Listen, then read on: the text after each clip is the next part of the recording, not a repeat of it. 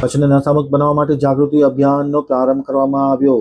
એક સમિતિની રચના કરવામાં આવી। સમિતિમાં જાગૃત નાગરિકો અને સરપંચ સહિતના પદાધિકારીઓને સામેલ કરવામાં આવ્યા। સામાજિક જાગૃતિ અને સામૂહિક પ્રયાસો આ અભિયાનમાં કરવામાં આવશે તેવી જાહેરાત કરવામાં આવી।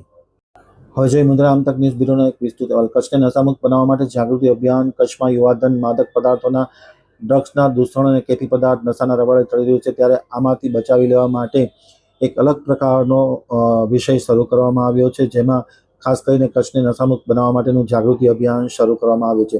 અભિયાનને વધુ વેગ આપવા માટે કંથકોટ, નીલપર, કાંધલવાંડ અને ભસવાવ ગામના સરપંચ અને જાગૃત નાગરિકોએ એક સમિતિની રચના કરીને ઉત્તમ પહેલ કરી છે। સમિતિમાં નશાના કાળા કારોબાર સામે લડવા સૌ કટિબદ્ધ થયા છે અને સામાજિક જાગૃતિ અને સામૂહિક પ્રયાસથી કચ્છને નશામુક્ત બનાવી શકે એમ સંજય બાપટે આમતક ન્યૂઝ સાથેની વાતચીતમાં માહિતી આપતા જણાવ્યું હતું।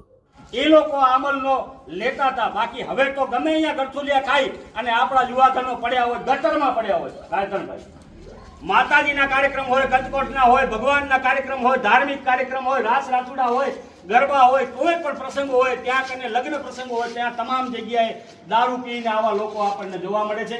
આપના ગામમાં આપના રામ મંદિરના સાનિધ્યમાંથી હું આ પીઆઈ ગઢવી અને તમારા ગામમાં આવતા બીજ જમાદારો, પોલીસ વાળાઓને પણ ખુલ્લી ચેલેન્જ આપું છું કે ભાઈ, તમે જે બાબુશાહી ચલાવો છો એ અમારા ટેક્સના પૈસાથી તમે પગાર મેળવો છો।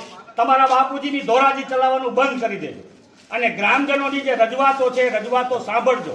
આજની તારીખમાં અહીંયાના પૂર્વ કચ્છના એસપી મારો ફોન નથી ઉપાડતા, ડીવાયએસપી મારો ફોન નથી ઉપાડતા। મેં એને કીધું આવો, હું તમને ગામે ગામ લઈ જાઉં અને જે દારૂ વેચે છે, બુટલેગરો છે, એ બુટલેગરોના પોઈન્ટ ઉપર લઈ જાઉં અને જનતા રેડ અમે આધોઈની અંદર એક કરી, એના પછી 20-22 હતા, એ બધા અંદર ક્યાંક ને ક્યાંક બખોલમાં અત્યારે જતા રહ્યા છે।